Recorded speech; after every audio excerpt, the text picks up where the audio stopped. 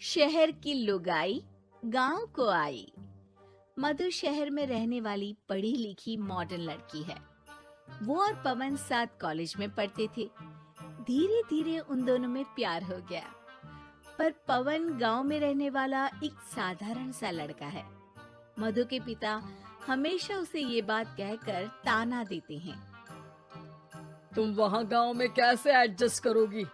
शादी करके तुम गांव तो चली जाओगी, पर अपनी सारी मॉडर्न सोच और चीजें यहाँ शहर में ही रख कर जाना। ये सुनकर मधु को बहुत गुस्सा आता है। तो क्या हुआ अगर वो लोग गांव के हैं? मैं वहां जाकर उस घर को बिल्कुल शहर की तरह बना दूंगी। शाम होते ही मधु पवन को वीडियो कॉल करती है। अच्छा हुआ तुमने वीडियो कॉल कर लिया। हाँ, मैं तुम्हें आज अपनी माँ से मिलाता हूँ। अरे बिट्टू, क्या कर रहा है? ये क्या है? दूर करना इस टुनटुने को। जाने कौन दिख रहा है इसमें तो। अरे माँ, आपकी बहू का वीडियो कॉल है। आप इसमें अपनी बहू से आमने सामने बात कर सकती हैं। नमस्ते माँ जी, कैसी हैं आप? अरे जका, ये बहू ने अपने कानों में क्या लगाया है? जका से झुमके हैं। झुमके नहीं माँ जी, इन्हें ईयरफोन्स कहते हैं। इससे सामने वाले की आवाज और अच्छे से आती है। मैं आपको भी ला कर दूंगी। अरे नहीं नहीं, हमें नहीं ना चाहिए। हमारे कान बिल्कुल ठीक है। हाँ। माँ जी की ये बातें सुनकर मधु को अपने पिता की बातें याद आ जाती है और वो उसी वक्त ये ठान लेती है कि वो अपने ससुराल को एकदम मॉडर्न ससुराल बनाकर रहेगी। कुछ दिन बीत जाते हैं। पवन और मधु की शादी हो चुकी है। आज मधु का अपने ससुराल में पहला दिन है। माँ जी, मैं आपके लिए एक तोहफा लाई हूँ। अरे इतना बड़ा तोहफा! अरे क्या लाई है रे इस बड़े से बक्से में? मधु बॉक्स खोलती है। ये क्या है? ये वैक्यूम क्लीनर है। मैंने आपको झाड़ू लगाते हुए देखा तो सोचा अब आपका काम आसान हो जाएगा। अरे वाह बहू वाह, तूने मुझे झाड़ू लगाते हुए देखा तो तू मेरा हाथ से झाड़ू लेकर खुद भी तो लगा सकती थी ना। पर नहीं, तूने तो जे मशीन लाकर मेरे हाथ में दे दी कि यह काम हमेशा मैं ही करूं। ये आजकल की शहरी छोरियां बिल्कुल नहीं बदलेगी। मधु को मन ही मन गुस्सा आता है, पर फिर भी अपना गुस्सा भूलकर मधु माँ जी को वैक्यूम क्लीनर इस्तेमाल करना सिखाती है। अगले दिन मधु सुबह उठती है तो ये आंगन में से कैसी आवाजें आ रही हैं?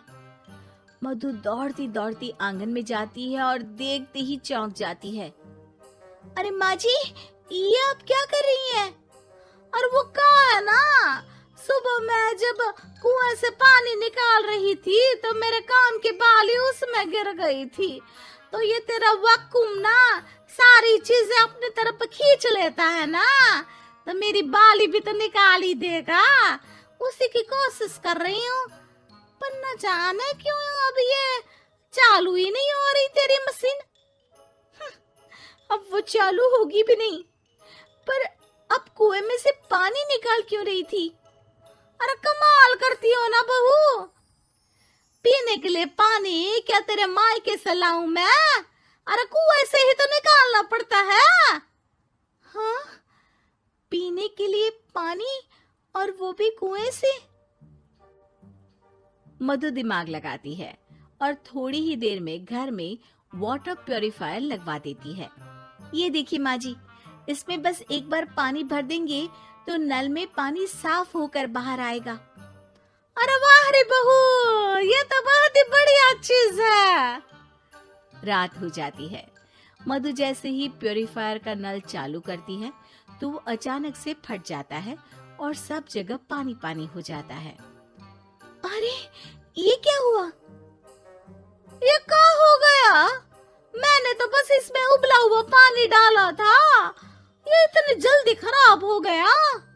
अरे ये सारी शहरी चीजें है कबूरी?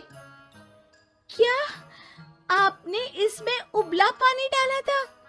हाँ तो फिर पानी तो तभी साफ होगा ना जब उसे उबालेंगे। ये मशीन का कोई जिन है जो हमने जो बोला वो कर देगी है? मधु को बहुत गुस्सा आता है। इस तरह तो मेरा अपने ससुराल को मॉडर्न बनाने का सपना अधूरा ही रह जाएगा। नहीं, मैं इस तरह से हार नहीं मान सकती।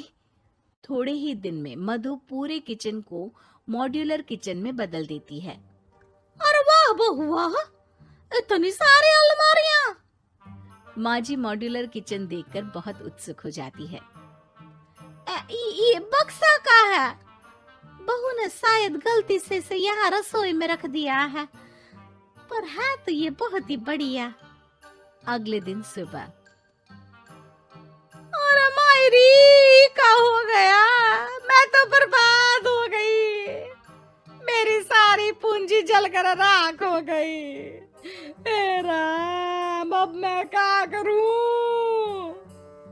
माँ जी की रोने की आवाज सुनकर मधु दौड़ी दौड़ी किचन में आती है और इतना धुआं देखकर घबरा जाती है। ये सब कैसे हुआ माँ जी?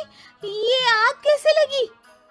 ये सब तेरा इस मॉड्यूलर किचन की वजह से हुआ है, और ऊपर से तूने तिजोरी जो रसोई में रख दी थी, मैंने जैसे ही अपने गहने और पैसे इसमें रखे और बाहर से इस ताले को घुमाया, ये तो 5 मिनट में ही आग बबूला होकर पट गया। अरे माँ जी, ये तिजोरी नहीं है, ये तो माइक्रोवेव है। इसमें गहने नहीं रखते, खाना गर्म करने के लिए होता है ये। और ये जो आपने घुमाया ना, ये ताला नहीं है, आपने इसके टेम्परेचर को फुल कर दिया, इसलिए ये फट गया। माँ जी और जोर जोर से रोने लगती है।